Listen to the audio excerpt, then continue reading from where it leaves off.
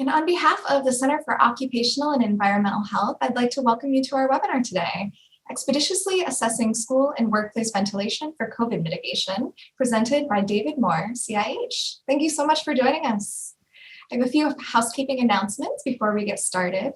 You'll be muted during this presentation. If you'd like to ask a question, you can enter it into the online Q&A box, and we'll be saving time at the end of the presentation to address as many questions as possible. This presentation is being recorded and will be made available on the Center for Occupational and Environmental Health website and YouTube page.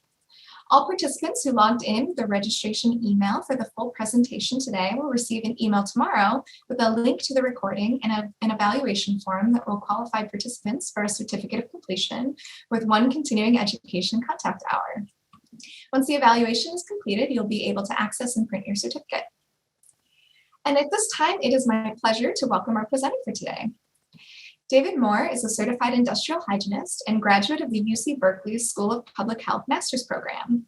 He is 1 dissertation away from a doctorate in public health. He and his life partner began Intrinsic Environment, Health and Safety in 2017, providing scientifically grounded solutions for local businesses, universities, government entities, nonprofits, to assess some of the society's pressing occupational and environmental health challenges. Most recently, David has been assisting local schools and businesses return to school and work safely. And before David begins, we've also invited Yassine from the Labor Occupational Health Program to say a little bit about the SASH program. Thank you both so much for joining us today. Thank you, Michelle. Hi, everyone. So as Michelle mentioned, my name is Yassine Khan. I work with the Labor Occupational Health Program, and we are co-sponsoring this webinar. So the School Action for Safety and Health, or SASH program, is a statewide initiative that helps school districts reduce the high number of work-related injuries and illnesses among school employees. It is funded through the Commission on Health and Safety and Workers' Comp. We offer free training and written materials as well. And we are going to be partnering with COEH for 2 more webinars coming up this spring. So as Michelle mentioned, keep an eye out for those. So thank you so much, and I'll turn it over to David. Thanks, Yassine. Thanks, Michelle. So, good afternoon, everyone. It's an honor and a privilege to be here with all of you. I owe a huge debt of gratitude to the University of California system, my professors, my colleagues, my mentors, right? Industrial hygiene mentors at an early time in my industrial hygiene career, put equipment in my hands to go and assess ventilation. And that helped me realize that, we often learn by doing. My goal today is really to help all of you, which I know there are a number of experts in industrial hygiene in the webinar today. And you may already be doing some of this indoor air quality ventilation assessment work, or you may be considering it. And my hope is to really provide an avenue to make this more accessible for anyone to be able to start collecting this data and making sense of it. We've got to get our kids back to school, right? The schools are the foundation of our social fabric. But we also need to make sure that teachers are safe first and foremost. We got to make sure that they feel safe.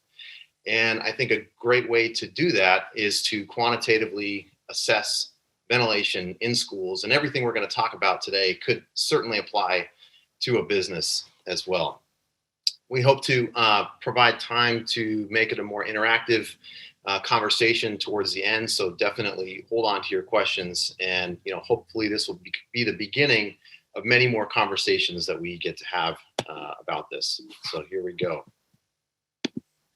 So obviously, this can't take the place of a comprehensive assessment really for educational purposes, but my hope again is that you see value in performing this type of an assessment, either within your own, within the resources you have available in your organization, for your clients, having a HVAC testing and balancing company come out, a CIH company, and we're going to talk about sort of the pros and cons of each one of those and why.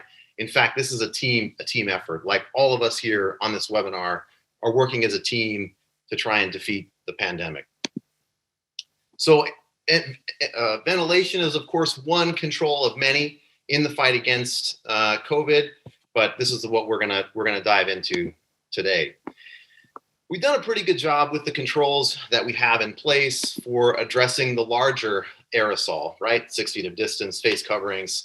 But ventilation, I believe, is going to help us continue to wage this battle against the much smaller aerosol that, as you all know, can stay airborne for a lot longer.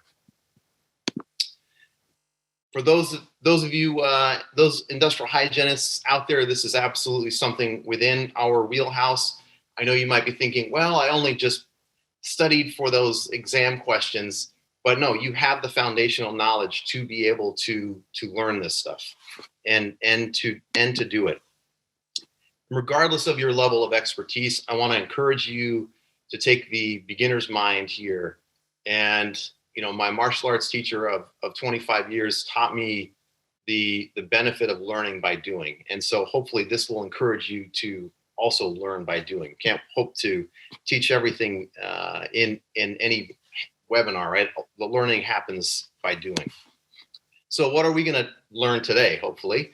We're going to summarize really briefly the current ventilation guidance, which you probably all have familiarity with. We're going to discuss the relevance of air changes and how it relates to the removal of airborne contaminants. We want to understand a couple of methods for assessing ventilation, get some handy air exchange calculations, and then I'm going to talk about some of the lessons learned having done this for the past 6-7 months as we sort of realized, wait a second, this is airborne. We need to be thinking about ventilation. Obviously, ventilation can't replace the importance for community universal mask wearing. Just wanted to put that out there, make sure that that was clear, that this isn't a this or that. It's kind of what working together, right? The face coverings in addition to ventilation. I like to think of COVID being a lot like wildfire, right? Dry, hot day. Doesn't mean you're going to have a wildfire, but the conditions are such that if you did have an ignition source present, you might see spread. COVID, to me, works similarly with respect to ventilation, or I think about it similarly, in that if we've got an indoor underventilated environment, while it doesn't guarantee transmission, it does mean that we have the conditions such that if we have the presence of COVID, it makes the ability for that to transmit that much more efficient, right? So we want to cool the conditions for a COVID wildfire. How do we do that? Well, we've had these tools available to us for as long as the field of occupational health has been around. Dilution, right? Whether that's through mechanical ventilation, if your school or your business has some kind of mechanical ventilation, or through natural ventilation, if it has no ventilation system, all you have is windows and doors available. We're going to talk about both of those. We also have at our disposal filtration, right? We've got MER filters and we've got HEPA filters. We're going to talk a little bit about those as well. All right, so what is the current guidance? So CDC, California Department of Public Health, my apologies for those of you who are out of state. The focus is kind of leaning towards that, the California guidance, but it all, for the most part, points back to CDC and ASHRAE. Cal OSHA, for those of us in California, the only basically bits of information regarding the ventilation in the emergency temporary standard is to maximize the quantity of outdoor air and increase filtration efficiency to the highest level compatible with existing ventilation system, right? We can't just go put a HEPA filter into a ventilation system that can't support that, can't handle it, obviously. So what about the rest of the guidance that's out there? Ensure ventilation systems operate properly, really important one. This is new, right? CDC just recently revised this guidance. They specifically said, put the fan in the on position instead of auto, right? You might notice in your home, in your business, in your school, if your thermostat is set to auto, it will only run when it's calling for hot air or cool air, such that there's no air movement when you don't have the fan on. It's going to be more energy intensive, right? Running the fan consistently is going to require more energy to heat and cool that air.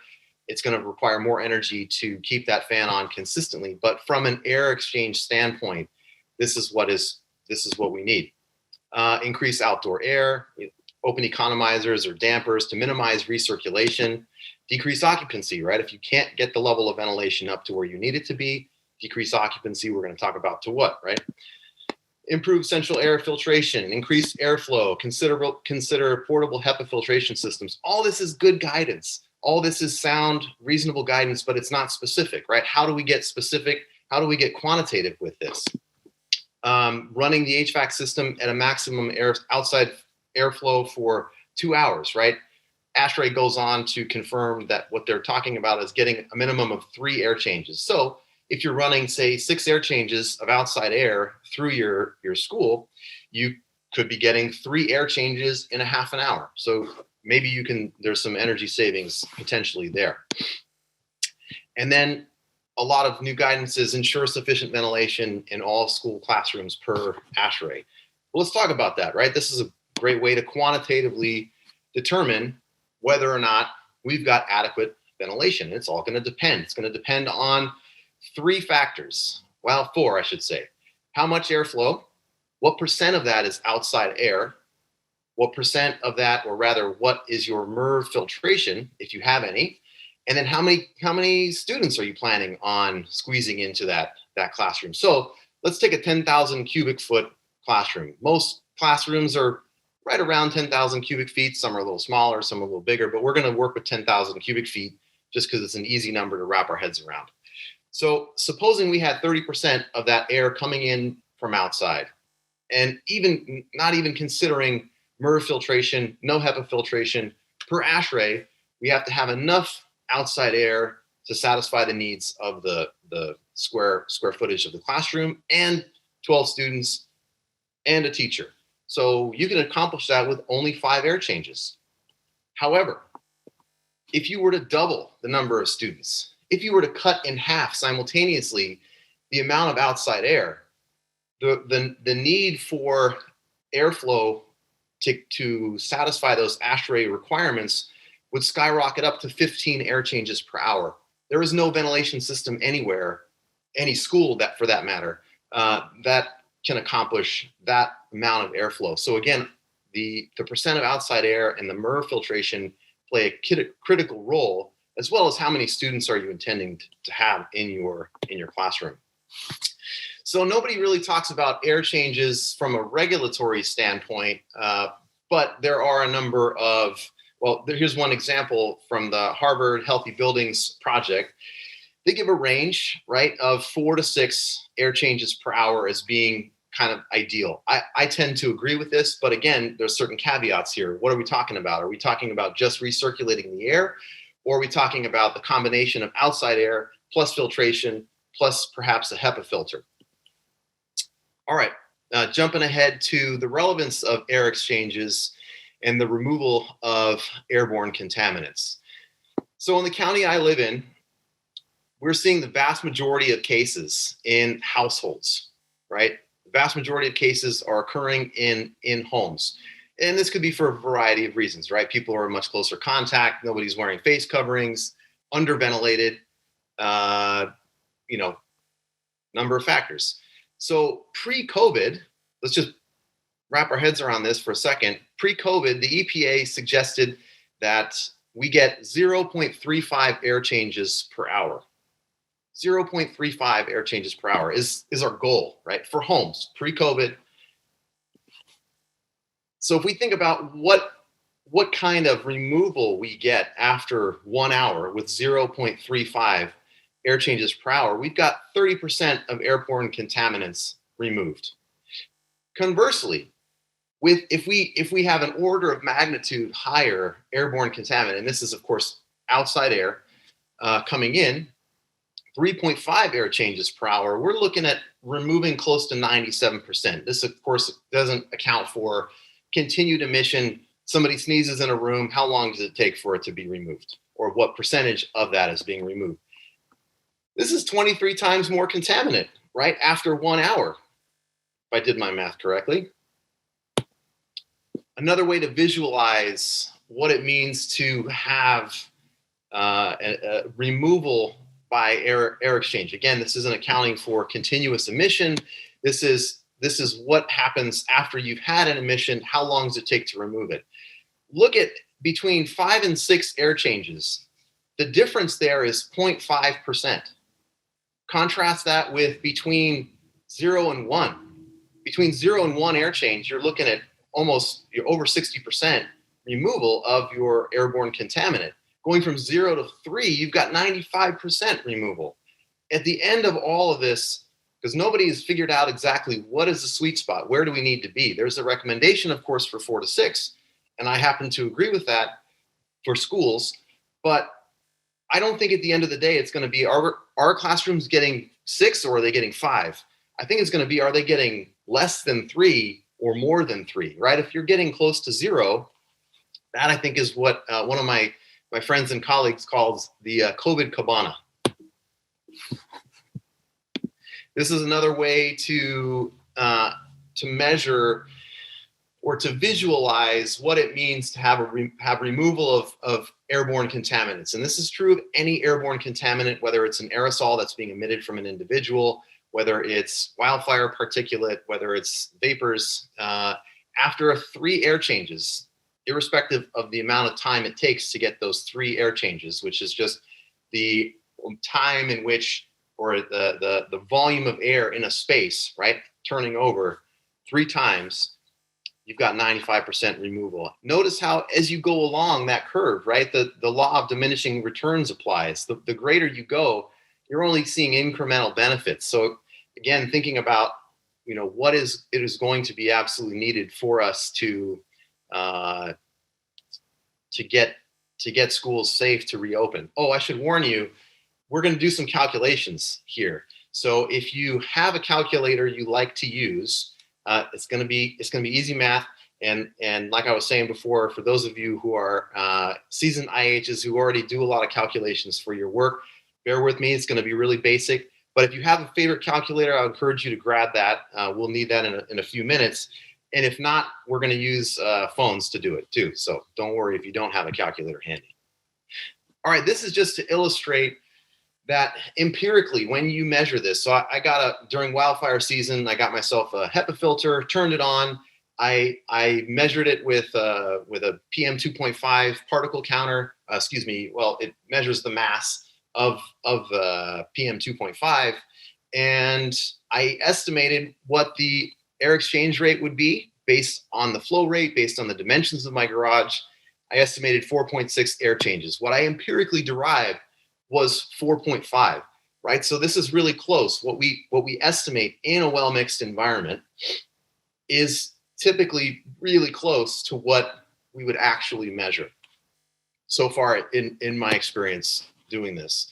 So let's talk about a couple methods for assessing ventilation. So I like to think of, taking an airflow reading as being like if you go to the doctors, they check your blood pressure, they check your heart rate, right? It's like building vitals. If something's off there, we don't know why it's off, but we know something's off and we know we need to dig a little bit deeper. So how do you obtain blood pressure for a building? Well, we've got a bolometer, we've got a 2x2 register, place it up there against the ceiling. Bam, you've got your data. You've got one part of it, one of 2 parts that you're going to need to do the most basic of air exchange calculations. Oops, sorry. So there's lots of bolometers out there. To expeditiously do this, I found one company in particular. It's a newer product by Evergreen Telemetry. I have no stake in their business other than the fact that I really like working with their products. A couple of reasons. One is it's really lightweight. They've got magnets, so you can get through a lot of spaces. If you have to work independently, it's better to do this as a team. But if you're doing it independently, this makes it a lot easier because you don't have to use 2 hands. You can be recording data.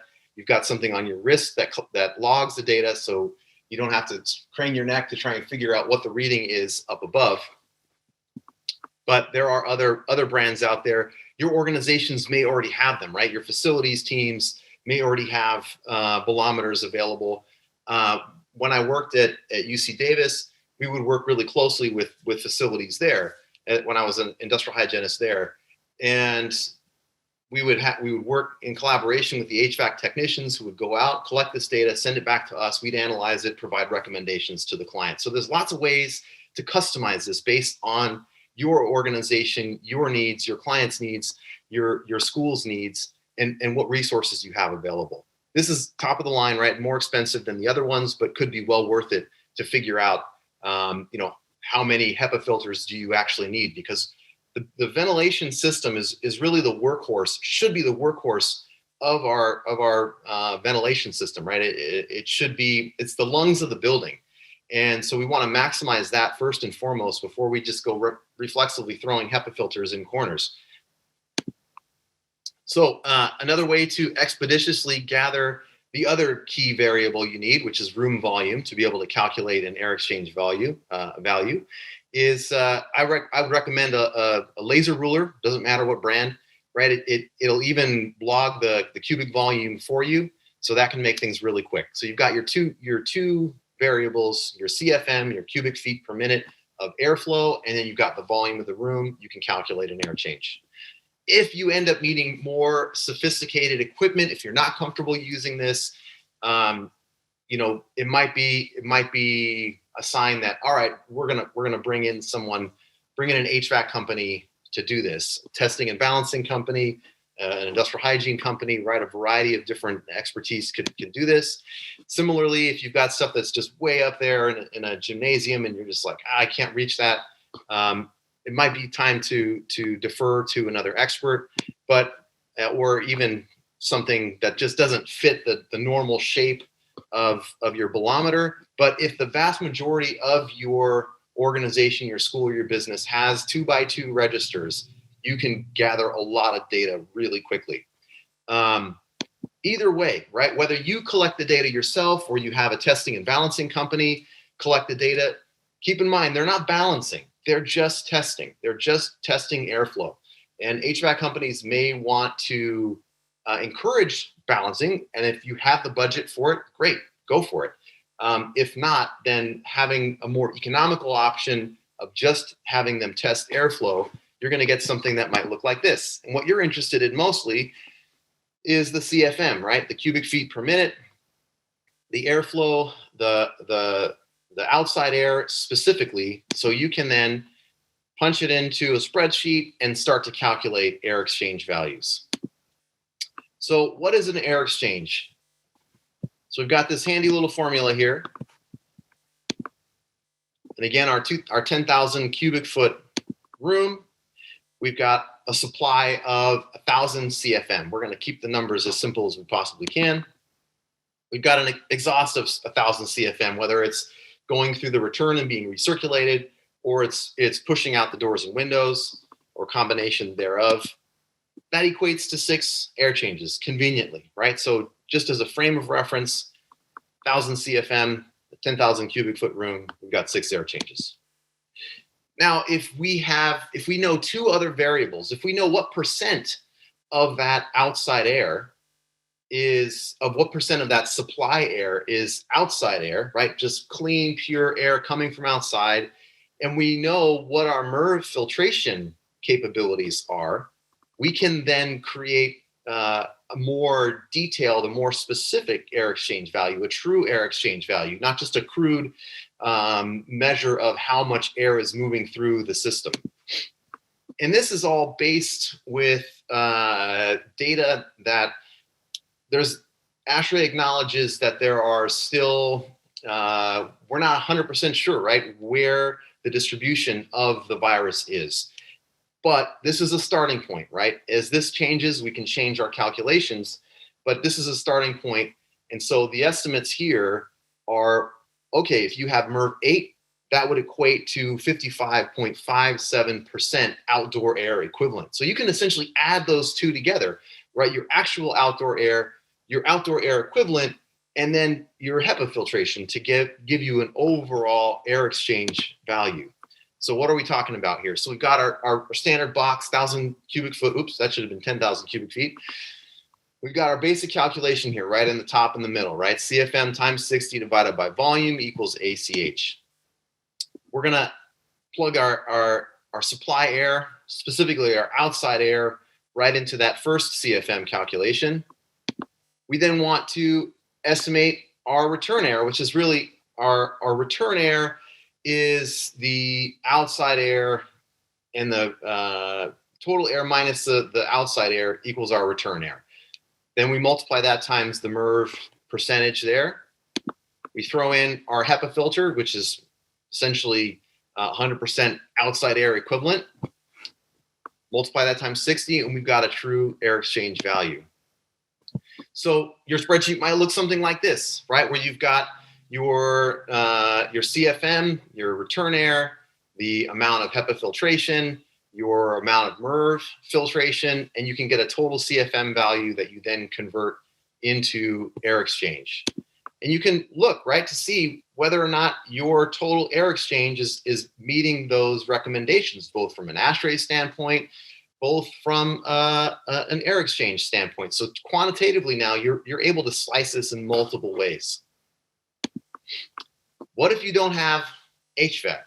And don't let those fans on the ceiling or on the wall there fool you. All they're doing is simply recirculating cold and hot air, right? They're simply heating and cooling.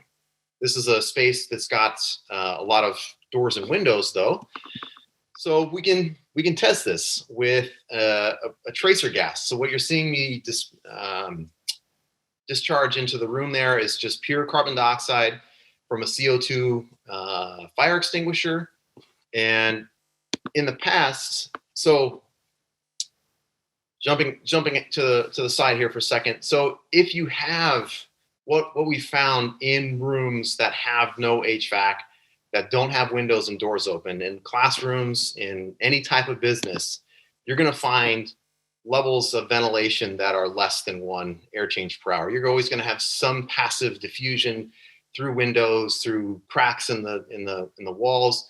And keep in mind, actually, that buildings that are newer are more airtight, right? They are going to be even less. The air changes are going to be even less than this when you have no HVAC and no windows, because they're designed to be energy efficient. They're designed to not have any unintended exchange with the outside air. It's intended to have everything come through that filter bank if it has a ventilation system.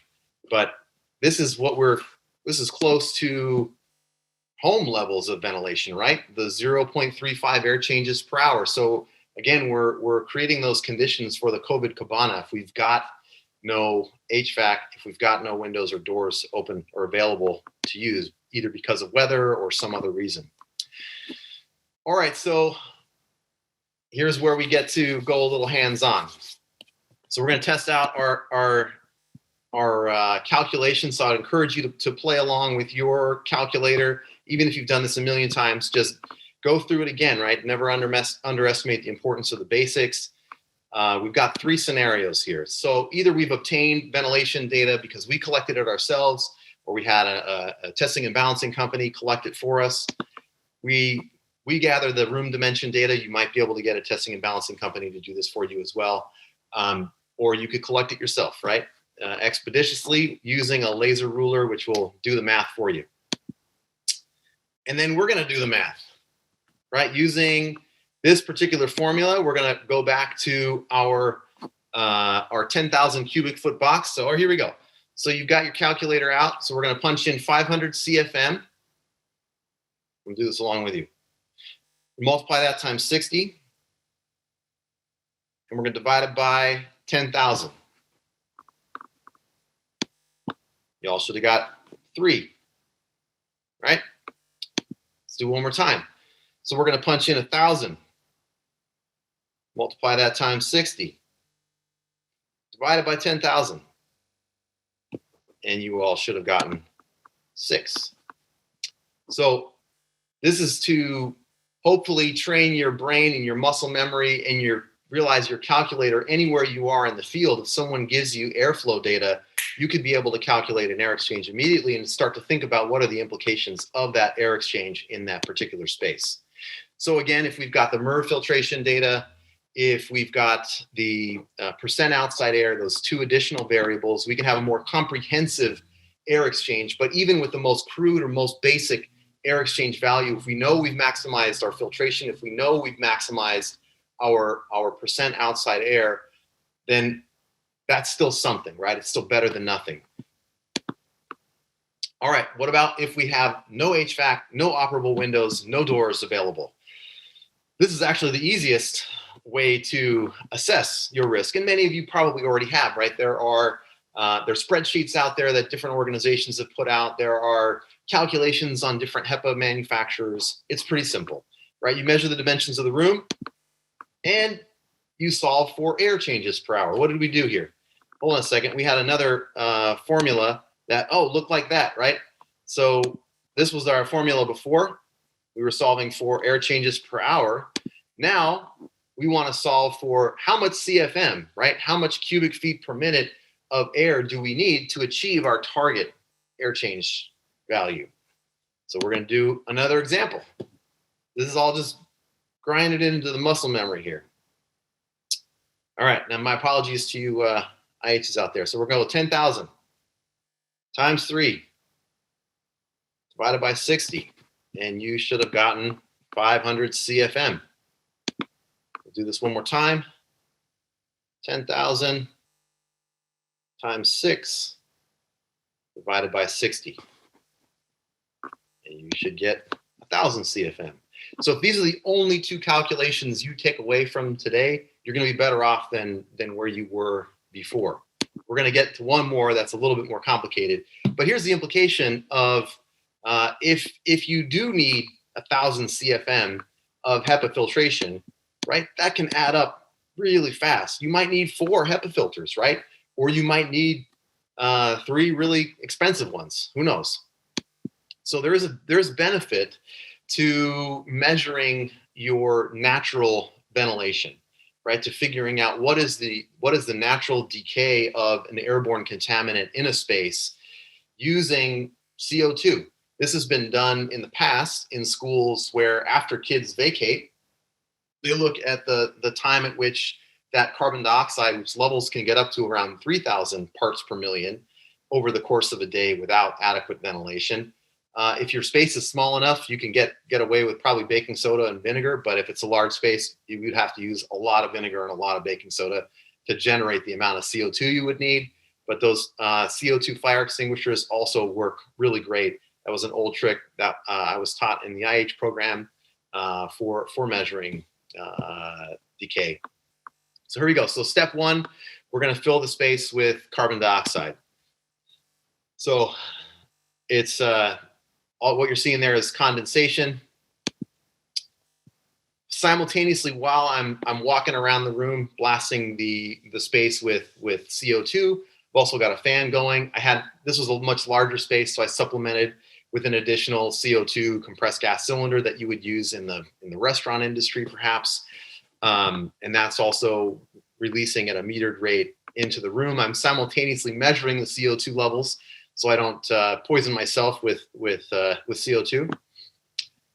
Once we get to around that target level, we're ensuring even mixing. So I've got 3 of these fans in different locations throughout the room, and as we're windows are closed, doors are closed, we're using the fan to help distribute that CO2, and we want to get within plus or minus 2% of stability all the way around the room to ensure that even mixing. So we're walking around testing that.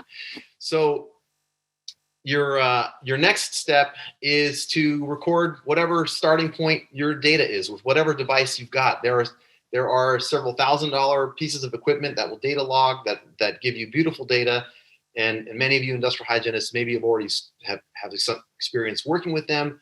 There are $200 and $300 monitors that you can put on the wall that would give you similar data that are probably pretty close to being as good. I haven't personally worked with them yet, but these could be used.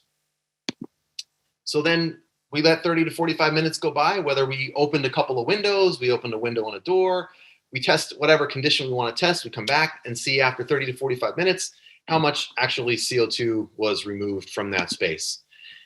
Let's take a real world example. We're going to do a calculation here. This is the more complicated one. Don't be discouraged if you can't get this on the first shot. You will get it. This is something that your math teachers, your middle school math teachers will be able to do.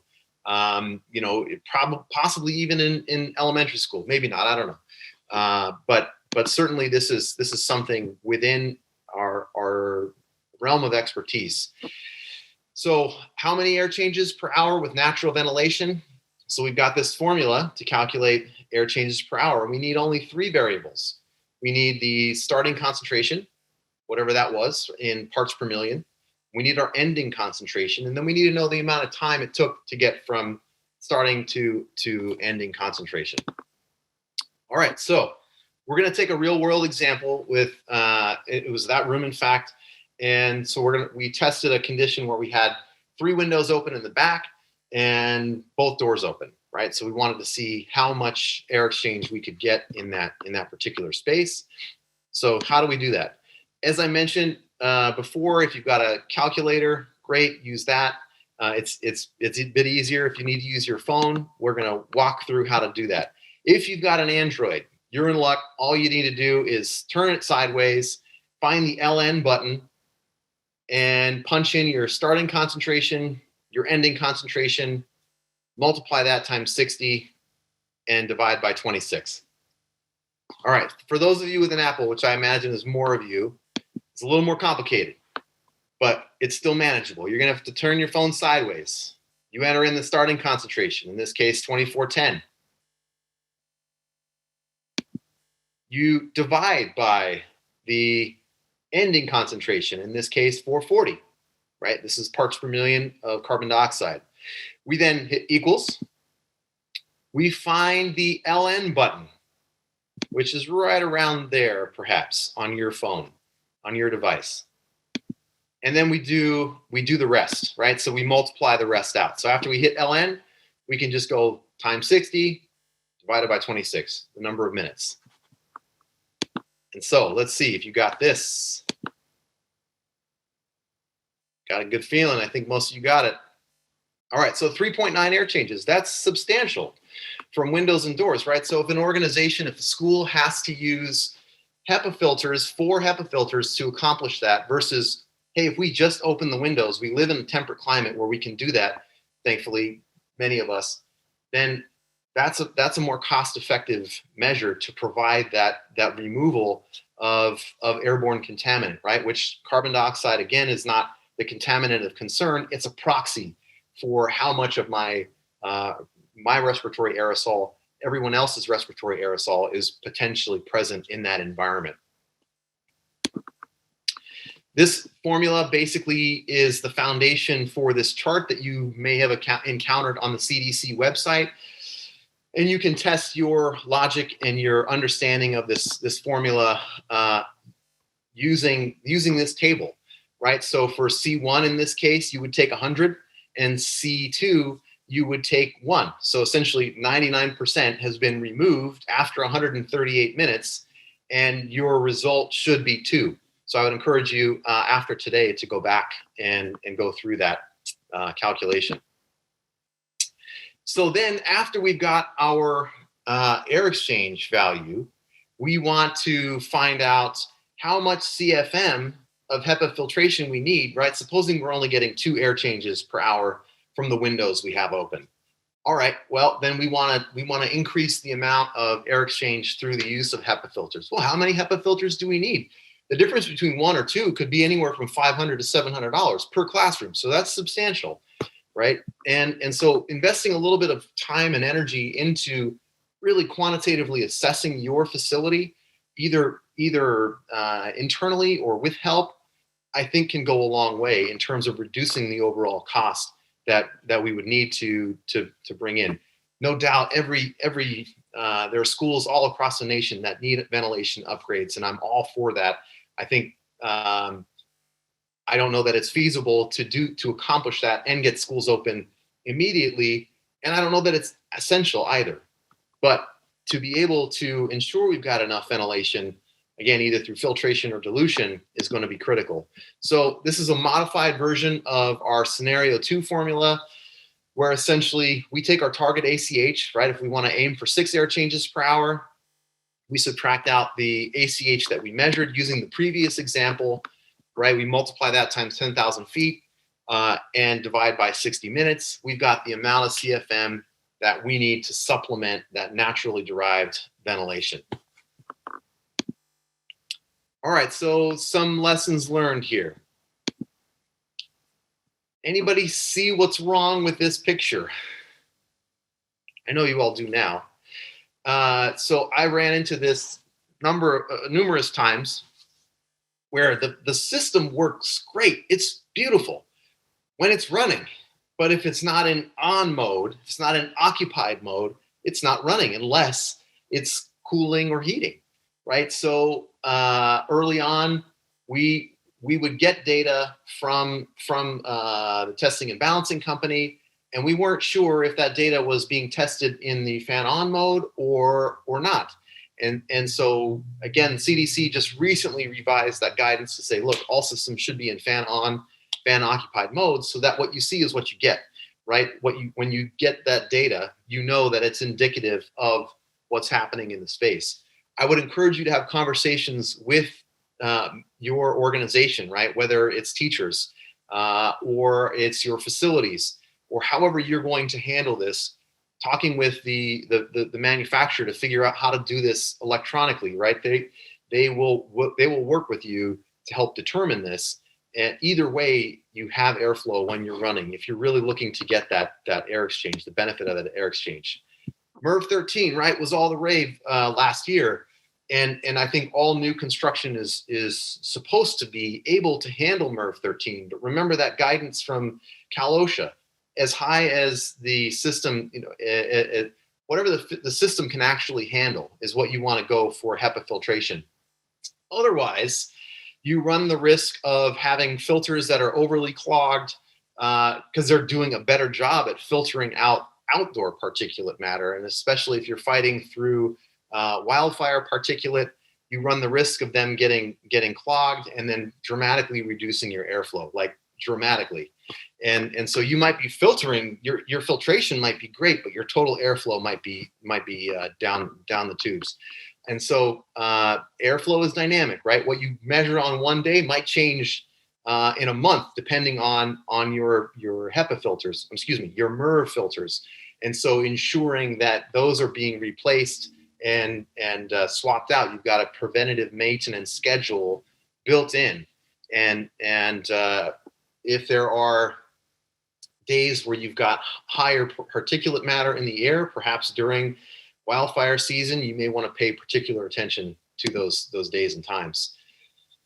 So this is really a complex, or it's an ecosystem, right, of different professionals, of different expertise. And it's not any one of us that has all the answers. It's really, we got to be working in collaboration with other, with facilities managers. We got to be working in collaboration with HVAC technicians. We've got to be working in collaboration with industrial hygienists. We may need, obviously, if you're doing any renovation or you're planning on upgrading your ventilation system, you're doing that in concert with engineers. And so all of us have a role to play in this, because the solution is not in any one of those bubbles, right? The solution to dealing with the pandemic is right there in the middle. It's in the intersection of all of our expertise. A note about HEPA filters: I would discourage you from getting HEPA filters that have air quality indicators. It's not clear what they're measuring. Likely it's particulate matter. More often than not, it's because their classrooms are opening their doors and windows to allow for more fresh air. And because of that, you've got more pollen, you've got more allergens, maybe even wildfire particulate making its way into that HEPA filter, which is going to give you an indication that you have dirty air. And that might cause more consternation than it's worth, in that your teachers, your staff might be concerned that, oh, we've got contaminated air here, and more likely than not, it's measuring really the quality of the air outside that's coming in. I do, however, strongly encourage you to have HEPA filters that have filter changeout indicators, right? Because you can't just put a HEPA filter in and plug it in and forget about it. They get dirty. They're doing their job. They're scrubbing particulate out of the air. They get dirty. Those filters need to be replaced. Many, if not all, HEPA filters will have some kind of pre-filter, that will keep the life of the more precious HEPA filter. It'll keep it lasting longer if those pre-filters get filtered out, right? It's going to take the big stuff out first before it sends the smaller stuff to the more efficient HEPA filter on the other side. But they do need to be monitored. There's a lot of talk in the news right now about CO2 monitors. I haven't had a chance to work with them in classrooms, but I think it's a good idea. However, CO2 is going to be blind to your MERV filtration. It's going to be blind to your HEPA filtration. So keep that in mind. Similarly, if you get an elevated number, right, you've got over 3,000 parts per million CO2. If you're living in a climate where you can't open the windows, but you do have MERV filtration and HEPA filtration, this won't see the contribution that's being made from the HEPA and the MERV, which is also potentially why it would be beneficial to do an actual CO2 decay test to see how much turnover you have either from your mechanical, or you would be able to do some math to figure out what percentage of that is being contributed by the outdoor air, and then make some assumptions based on how much is being removed through the HEPA filtration and the MERV filters. Another surprise here was that I just ran a little test in my garage, and not surprisingly, a window open and the side door open created a cross draft, such that in my 3,000 cubic foot garage, so it's my pilot classroom, that's 1/3 the size of a typical classroom, I was able to get 6.6 air changes per hour as measured in that trial. What surprised me is that when I had everything closed up, that didn't surprise me. The 0.44 air changes per hour. What surprised me was when we decided, we're going to test just the window open, not the door. We had only one window open. The level of removal was more closely aligned with having no windows open altogether, right? So just a window open, just a window cracked might not be the same as having a cross draft, right? Having two windows open, because the airflow is going to take the path of least resistance. If that air has nowhere to go, if you've got two windows open, there can be air coming in from one side and going out the other. But if there's just one window open, it might be more difficult for that air exchange to occur. So keep that in mind when you're thinking about configuring your naturally ventilated classrooms. Consider working with young STEM professionals. This takes being conscientious. This takes being considerate. It takes attention to detail. And we've got a lot of young professionals who would love to contribute to our reopening safely of schools and classrooms. So my daughter there on the right, and her dear friend since childhood, has been an intern with our company for over a year, or was while she was graduating or in her final year at high school. So has an inclination for industrial hygiene. And so, like I said before, taking a team of two is really helpful in being able to expeditiously assess this data, because you need to collect volume and you need to collect airflow data. But watch them with the fire extinguishers. And with that, I'm going to open it up for questions. I see there's 26 questions there. Yes, we have lots of questions. Thank you so much for your presentation. So first question we have here, referring to the use of CO2 as a proxy, I've seen some sources suggest that a CO2 monitor can be used in spaces to determine if airflow is sufficient to minimize COVID risk with respect to occupancy. Is this reasonable for spaces with functioning HVACs? Most facilities I've looked at pre-COVID could have CO2 levels of the 600 to 1,000 in spaces with full occupancy, e.g. every cubicle and office is occupied. What are your thoughts on this? Yeah, I think absolutely it's going to have a role to play. I think in particular in those non-HVAC spaces, especially the CO2 is going to play a critical role. And again, it doesn't look at, if you've got higher level MERV filtration, that's providing you an outdoor equivalent that's not filtering out the CO2, right? Similarly with your HEPA filters, it's not filtering out the CO2.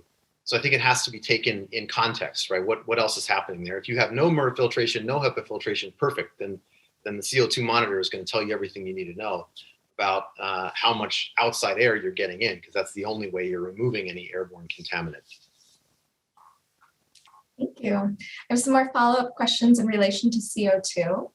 In scenario 3, what is the concentration of CO2 one should shoot for as a baseline? In your chart, it looked like the starting concentration was around 2,600 parts per million. Yeah, we're aiming more or less for around 2,500 parts per million. I think what matters more is really the starting point and the ending point, rather than what's the ideal concentration. What do I need to hit here? Because it's the time at which it takes to get from that exponential decay from the starting point to the ending point. More perhaps important to keep in mind is that when you just vacate a room, you're going to let in a puff of less carbon. You're going to let in some more oxygenated air. You might see a little fluctuation in terms of the CO2 data if you're capable, or if your unit is capable of data logging. So you might select a point at a lower point along that line rather than right at the time that you vacated that space. But I think it's not essential to hit any specific target, just as long as you have enough to observe that decay. Thank you. We have a couple more questions on the CO2, so I'm lumping them together. Sure. HEPA filters do not remove CO2, correct? If CO2 is used in an ongoing way to monitor air exchange rates, e.g. in an occupied classroom, the contribution to ACH from the HEPA filter would not show up in calculations made from the CO2 monitor data. Yes, that's right. Yep.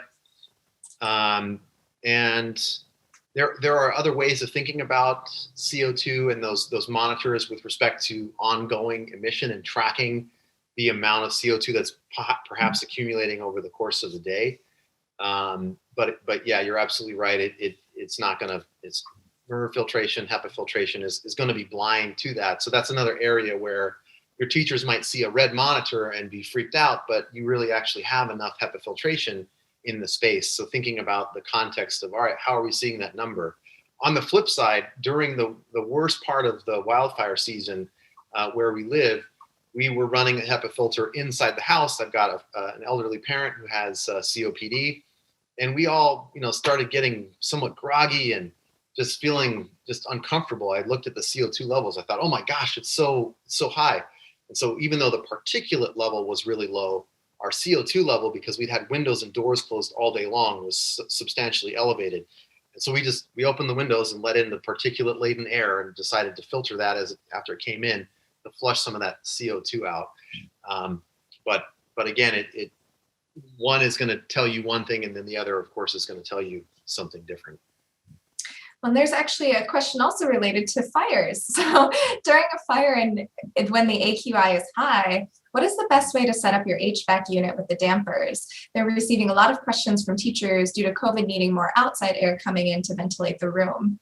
That's right. I think it does pose a particular challenge. I believe Cal OSHA has commented on this in that when the AQI gets above 100 is sort of the cutoff point. So for California residents, schools, and businesses, I would need to double check that, but I believe it's at 100, an AQI of 100, where the expectation to maximize outside air with respect to COVID is, it's like, okay, maybe we don't need to bring in as much outside air. We should reduce it. The good thing is that HEPA filters are going to work for both your COVID aerosol and they're going to work for your wildfire particulate. Higher MERV filtration, of course, is going to filter that particulate coming from the outside. They do really work. Even just a box fan DIY filter has some benefit with respect to removing aerosol. But it is an important question. It is a challenging question. I think, too, that your organization should also come up with established criteria for at what point, if we hit the 200 AQI mark, do we send everyone home for the day? Do we not have class on that particular day, knowing that either we're letting in a lot of particulate matter or we're closing it down and creating a COVID cabana? Thank you. And we have another question on the HEPA MERV. area here. Is there another tracer that could be used to test HEPA/MERV adequacy? Also, the CO2 for adequate occupancy pre-COVID may not be the target at lowering infection risk. For example, 600 to 1,000, not the goal, rather than less than 300.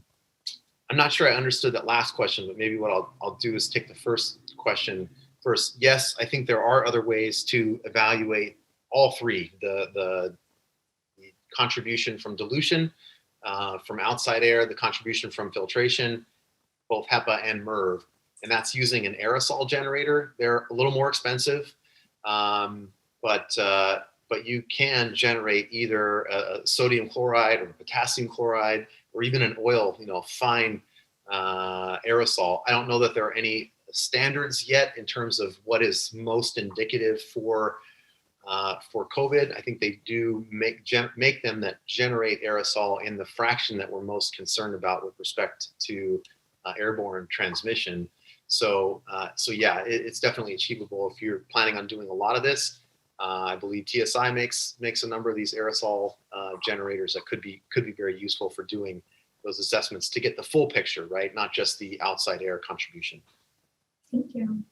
And even with MERV filtration, do you think a carbon dioxide of 3,000 parts per million is okay in a classroom? I don't think so. I feel terrible after 1,000. Honestly, you feel it. If it gets high, we would see this occur in office spaces, in conference rooms frequently, right, where the ventilation isn't running. People are in there pre-COVID, mind you, where you have 20 people in a conference room, and after a short period of time, you've got elevated levels of CO2, and you just feel funky. So no, I definitely don't recommend it. The other thing I want to just wanted to mention too, for those of you that are part of university institutions or anywhere you might have classes or business happening after hours, keep in mind, what are the setbacks, right? At 6 p.m., I made this mistake once. We were running a test, and at 6 p.m., the air cut off. I thought, what the heck? What happened? Oh, right, they've got setbacks that are intended to reduce energy consumption, right? Which makes sense. So keep in mind, if you've got classes in a university that could be happening after hours, in-person classes eventually, you may have no airflow in there. Your systems might work great. They might provide plenty of ventilation, but then during those setback periods, you might be getting zero ventilation. Oh, and then the second part of that question, if you could repeat that again for me, Michelle, I'm sorry. Good question. I apologize. I missed I think it was the MERV filtration. Do you think carbon dioxide of 3,000 part per million is okay? Yeah. I think that was the whole question. Great. We have lots of other questions, so we will do our best to get to you guys. David has graciously agreed to hang out with us past 1 o'clock so we can answer more questions. And if you do have to jump off, this presentation is being recorded. It will be available on our website. And we also can send out the presentation to all of you who have joined us today. So for those of you who have asked that question, yes, it will be available. Great. So here's someone question, why use ASHRAE, which is about comfort and not getting rid of hazard like the virus? No, it's a great question. And I think that it is intended for indoor air quality, obviously in a pre-COVID world, but we had other aerosol transmissible diseases prior to COVID, such as influenza, the common cold, measles, tuberculosis, right? We've got a number of other aerosol transmissible diseases, which I believe, I'm not an expert in ASHRAE, I'm not an engineer, but I believe part of that equation also is accounting for what indoor contaminants might be coming from new furnishings, from paint, as well as from people. Now, you might be absolutely right. It might not be sufficient, but I think where we're going to find the most problems is those spaces that aren't even meeting those minimum standards, right? So if we can cover all the low-hanging fruit, if we can get everybody up to at least that level, I think we're going to be in much better shape than where we are now, which is we don't know where we are, right? We don't know what we've got until we start testing. It was just like before, right? With COVID testing, we knew we had community transmission, but we just did not have enough tests out there to tell us how much community transmission was occurring. And I feel for for those family members, because industrial hygiene is my second career. I was working in the restaurant industry before, and I don't know how I would have survived this pandemic if I had to go to work and have my 11-year-old working on her school at home alone. And so I feel for those families. But at the same time, as I mentioned before, my first priority is to those teachers, and ensuring that they feel safe, that they are in fact safe. And I do believe that this can be done safely, and I've seen it in a number of organizations. So sorry for that. Yeah, thank you. Non sequitur. Someone just wanted to add a comment about the ETS, that there is another ventilation requirement under the major COVID-19 outbreaks standard. And for those who want to look it up, it's 3205.2. Thank you for that. Harvard Healthy Buildings program says that the CADR or the ACH from each separate source are additive. For example, outside air rate plus filtered air rate. Why are those values additive? Yeah, no, I agree with that. In that you've got a percentage of outside air, assuming it's a clean day, like perhaps it is today. Certainly there's no COVID coming in from outside. So you've got that percentage, and it goes back to the calculations that we were running through. And if you go to the Harvard Buildings website, they've got a number of documents that go into even greater detail than I went into today. But yeah, so you've got a certain amount that's dilution, that's diluting into that system. I don't know if you imagine you had a glass of water and you put an iodine tablet in there to try and disinfect that water, and you were simultaneously adding clean water into that glass of dirty water, right? It's cleaning it by adding fresh, clean water, but then the iodine is also disinfecting whatever is present in there. Perhaps a bad analogy, but yes, I agree that they are in fact additive. You've got some dilution that's happening from the percentage of outside air, and then on top of that, you've got the filtration of whatever is present in that space. Yes, the iodine is also being diluted. That's why it's not a good example. You're right. And you could argue too that, well, no, maybe not. Great.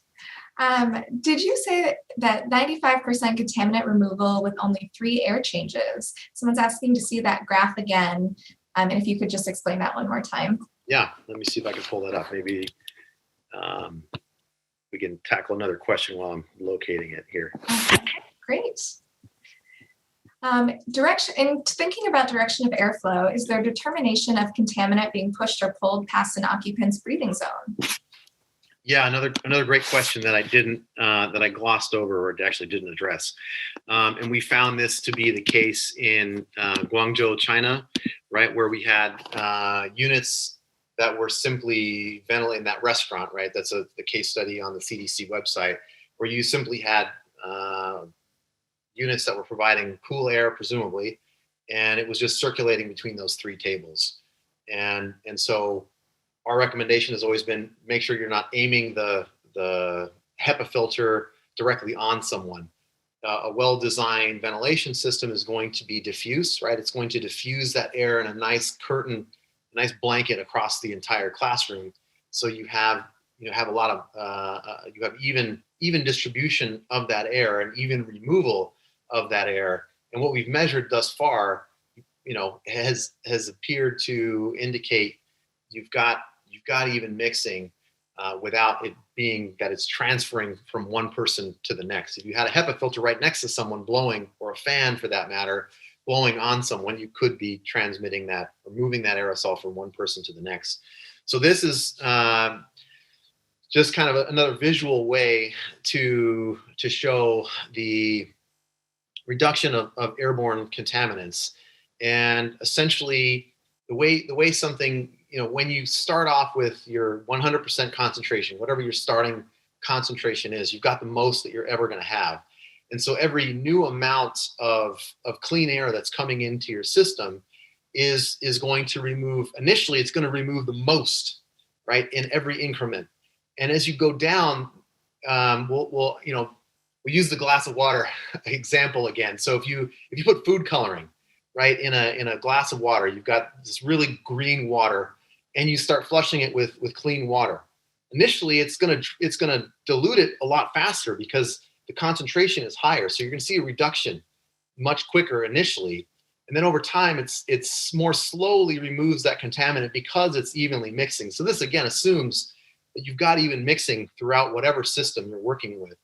So like if I ran my HEPA filter in my garage, it's not going to do anything for what's going on in the downstairs. Certainly if I ran it in the downstairs, it's not going to do anything for what's happening upstairs. This is assuming you've got well mixed distribution, and this is what we observe empirically.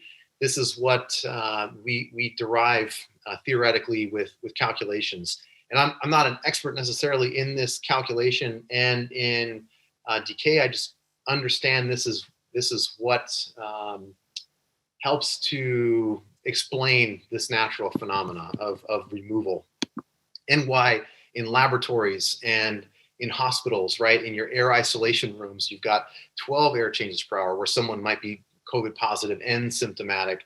You've got a correctional facility where you've got someone who's COVID positive and symptomatic. You have 3 air changes every 15 minutes, right? So there's constant turnover, there's constant removal of whatever is present in that environment. Hopefully that answered that question. Thank you. Someone noted ACH calculations don't take into account occupancy. When considering occupancy, is ventilation rate per person a more meaningful metric? Yeah, absolutely. And that was something we didn't get a chance to get into. And that's something where I think ASHRAE can help us in thinking about, or Title 24, if we're here in California and we've got a newer building that Title 24 Part 6 applies to, where you need 15 CFM per person. You can look at the amount of outside air, possibly the outside air equivalent, to help figure out, are we getting enough? And so you can look at it both ways, right? Look at the air changes and look at it at a per person level, either using ASHRAE or that Title 24 standard.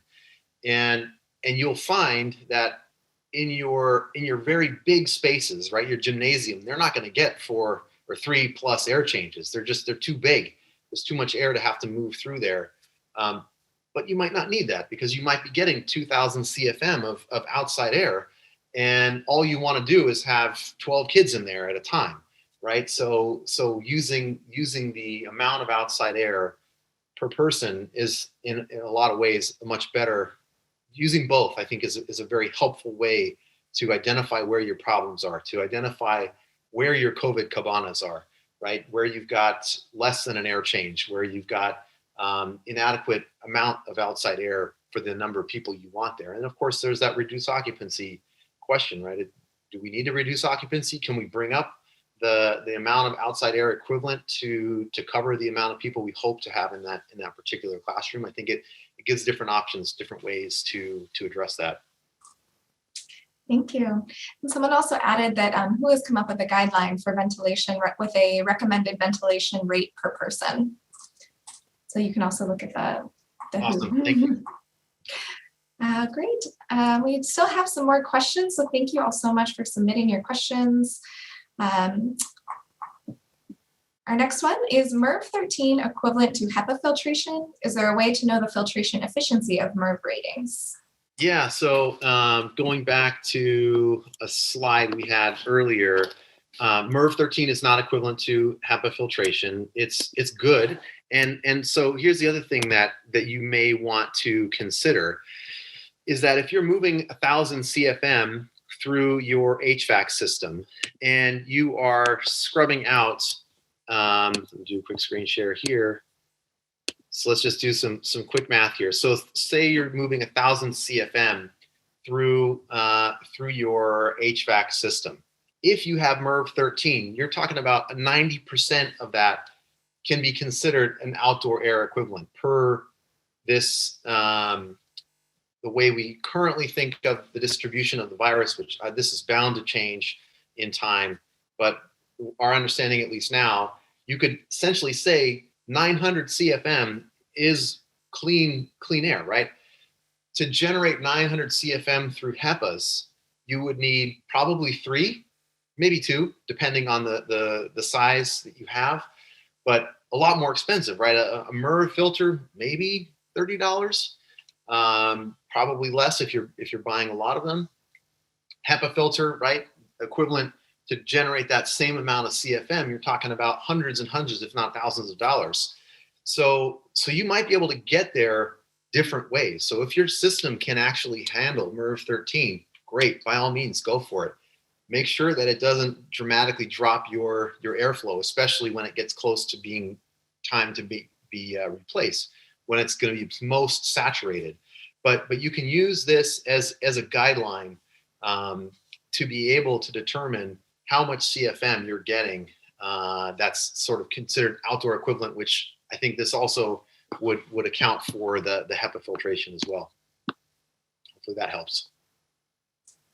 Thank you. And kind of speaking on that outside air, what about the impact of outside inside temperature, humidity, outside winds, and how that might impact calculations, including the time for droplets to settle indoors? Yeah, so when we do our CO2 studies for natural ventilation, we're always cognizant of what the conditions of the weather are. If it's a particularly windy day, then maybe that's representative of that type of a day. If you live in a windy environment, coastal town, then maybe that's normal. But if you don't, if the weather is frequently not windy, better to observe that natural decay during a time when it would be more representative, or perhaps even somewhat conservative, of a very calm day. Because obviously with more wind, you would expect greater you would expect greater removal of indoor air contaminants. With respect to HEPA filtration and MERV filtration, was that also part of that question there? And a heavy windy day, I don't think that's going to impact the settling indoors too much. That might be slightly outside of my scope of expertise and more in the realm of the engineers who work with aerosols. But yeah, I think probably negligible in terms of how the settling. It's really going to depend on the size of the aerosol, whether or not it settles out in that 6 feet. If you're in a wind tunnel, that's going to change. Humidity and temperature, that was the other part of that question. Again, I think there are contributions that humidity can make. If it's particularly dry, that aerosol is going to dry and shrink and conceivably stay buoyant, stay in the airstream a lot longer. We have been warning institutions like, look, you're probably going to be cooler with respect to the amount of air that's moving into the system. So be prepared to bundle up. More air means that it's just going to be more energy intensive to have to warm that air, especially in cooler climates and cooler months. And we may be, fighting an uphill battle such that we need to be thinking about how do we keep people warm. The other thing I didn't get a chance to mention too is just the noise factor, right? No two HEPA filters are alike in terms of the amount of noise. So look at what the decibel rating is. Obviously not a concern for occupational levels of noise, but it may create an environment that's not conducive for learning. So you may think about other mic systems for your teachers. You may think about soundproofing somehow the HEPA filter, blocking it off. There are some brands out there that have been known to be much quieter, and schools seem to be happy with those so far. Thank you. Can you also speak to, have you ever heard of radiant catalytic ionization? And what is the potential of this technology that produces oxidizers at safe levels, like vaporized hydrogen peroxide, to address pathogens in close to real time? Yeah, so I don't have a whole lot of experience with them. I think where I have seen vaporized hydrogen peroxide be used is in a laboratory environment when you want to disinfect a space. It's great for doing that really efficiently. However, it creates a very hazardous atmosphere for anyone that's in there at the time. So it is something where you need to vacate and to disinfect at those levels. It's upwards of 130 parts per million, if I recall correctly. And the permissible exposure limit for hydrogen peroxide, I believe, is 1 ppm, part per million. So you get pretty hazardous levels. Whether or not there's another system being developed, I don't know about them. I can't speak for those. And then certainly with the ionizing technology, there are of course concerns about ozone. Of course, all the manufacturers now they should list what the amount of ozone they generate is, which is a respiratory irritant, and that can be factored in. I don't know. I think of them as being like mosquito zappers, right? You've got a mosquito light in your backyard. Sure, if you've got a mosquito that's going to fly over to that light, it's going to get zapped.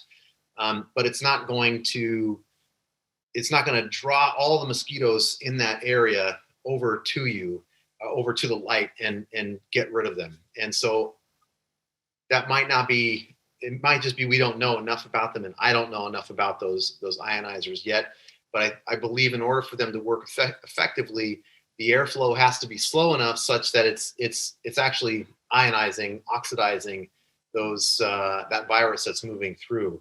I believe, and what I've read so far indicates that we're going to be able to get a much bigger bang for our buck with improvements to ventilation and filtration. Is going to be where the vast majority of the benefits we're going to derive are going to be coming from. That could change in time, right? Like many things have. But another technology out there is, of course, the UV light. I think if you are in a dental office and you've got UV light that's beaming up, not on people, it's a carcinogen.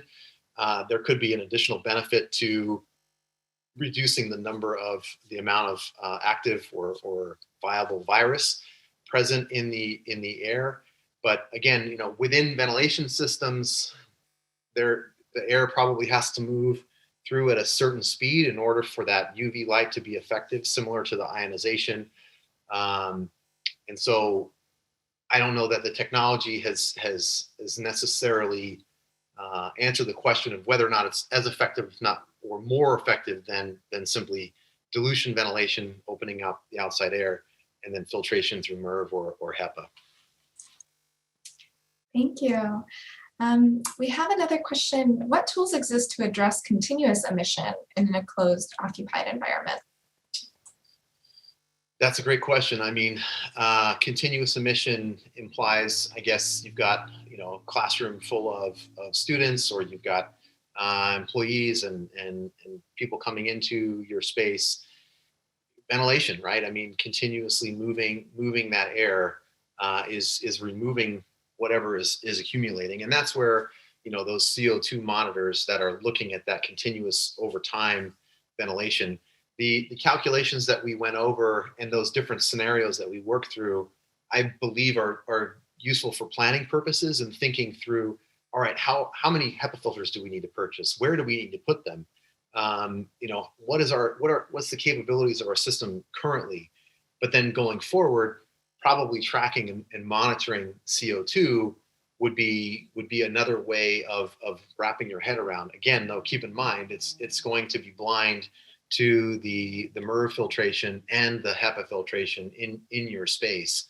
But running those calculations and looking at what is the overall removal rate. There are more sophisticated spreadsheets out there. I find them a bit complicated and cumbersome. Time might prove that we needed to dig more into that. My hope was to make this more accessible, to encourage more people to be looking at this, to really look at the low-hanging fruit, rather than all of us feel overwhelmed, like, there's just too many variables, too many factors, paralysis by analysis. But rather, we gotta learn by doing, and get out there, start taking airflow measurements, start taking dimensions, start calculating how many HEPA filters we need, and even if the guidance changes down the line, we say, okay, it's no longer 4, we need 6, or we need 7, or whatever that magic number is. We know at least where we stand, and we know where our vulnerabilities are. We know where our weak spots are, so we can bring them all up.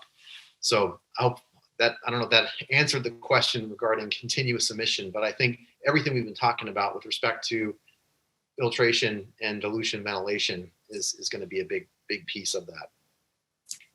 Thank you so much. We have just a couple more questions we'll do today, and thank you to everyone online for sticking with us and for all of these excellent questions. Someone has a question regarding PPE use and if there's any PPE required in order to change out air filters. Is there an exposure hazard and like COVID-19 potentially hazardous waste when swapping out filters? Yeah, so a great question. I think if you are, so I believe the recommendations out there for working with HEPA filters, because they are collecting ultrafine particulate matter, and it can be anything that it's collecting, could become a respiratory issue. So having an N95, someone who's fit tested for an N95 is probably prudent. But as far as it being a biological hazard, I don't believe that the amounts that we're going to be removing in our schools, in our businesses, are going to be at the levels that would warrant treating it as if it were biohazardous. There might be, you may have local requirements, you may have various state requirements that I'm simply unaware of. But I think simple, gloves, N95, washing hands. As far as it being infectious, I think that the viability of virus, if you had, supposing you were in a hospital setting, right, that's a little bit different than what we're talking about here today. You could very well have active live virus in that filter. And so you would probably treat it differently. I think with our MER filters, even our MER filters, not just our HEPA filters, but they do accumulate quite a bit of particulate matter, as we saw in a few of those photos. So, not agitating them, not dropping them, not doing it indoors, if at all possible. So you've got additional ventilation, bagging them up, just kind of being conscientious of their potential to release a lot more particulate back into the environment, would be my recommendation. Thank you. And the last question we're going to address today, how might wearing masks and increasing vaccine distributions reduce the number of ACHs that are necessary in a given space? Yeah, that's a great question. I'm sure that over time it will, we probably won't need as much ventilation. I don't think we're there yet. I think, we get one vaccination and we think we can go on vacation. I'm thinking of my dad. But we're going to likely be in this for the long run. This is something that will likely become a seasonal issue, like influenza. And so if we are able to sustain this, or at the very least, if we're able to maximize what our systems are capable of, it's going to reduce overall transmission of other colds and viruses. And they do tend to spread right from one to the next. Thanks for that comment about Ashley recommending N95s. And when changing out filters. And so, sorry, lost my train of thought there. So I think it probably won't require as much ventilation. I don't know that we are there yet. I think it's still prudent to maximize outdoor air. It's still prudent to meet minimum ASHRAE guidelines. It's still prudent to maximize filtration. And over time, right, we may not need as many HEPA filters inside. But again, they're going to be helping us with wildfire particulate as well. So there is an advantage there with that. But of course, that'll require ongoing maintenance, changing out the filters, et cetera. So I think, yeah, it's to be seen, to be determined. But certainly mask wearing right now is going to play an important role in minimizing transmission indoors. And as we get our second dose of vaccine, at least for this season, when we get to that level of herd immunity, we'll likely make a huge contribution as well. But I don't know that we're going to be there, certainly not this academic year. If there are schools that are pushing to reopen now, maybe by the fall of next year, but just having that second dose doesn't necessarily confer 100% immunity. We could possibly still be transmitting it. I haven't looked honestly into that much right now, But it's a good question, and maybe there are others in this group that could better answer those questions. But I really appreciate it. Michelle, you mentioned that being the last question, so I'm happy to figure out a way for us to continue to have these conversations. When I worked at the University of California, we would talk about the power of 10. And we would frequently leverage the expertise of our colleagues at other UCs who were wrestling with similar challenges. And I really appreciated that collegial spirit and want to continue to foster that. No one of us has all the answers, right? All of us are working as a team to deal with this, to get our lives back to some semblance of normalcy. And if there's another way for us to be able to continue to facilitate this dialogue, really appreciate everyone's contribution and all the work that everyone who has been out there actively doing this is doing, because it benefits all of us, right? All the work that you're doing. So really appreciate all of you, and thank you, Michelle, for giving us this space and forum to come together. Yeah, thank you so much for today's presentation. We really appreciate you being here with us and sharing what you've been working on and what you found. And as a reminder to all of us who've joined us today, an email is going to be sent out tomorrow afternoon with a webinar recording and also the evaluation link. And with that evaluation link, you'll also be redirected for your certificate of completion for today's event. Be sure to check out our website for more information and to register for upcoming events at coeh@berkeley.edu/about-CE. And thank you all so much for being here. Really, really excellent presentation. And as David said, we'll be sure to continue this conversation. Thanks, Michelle. Thanks, everyone.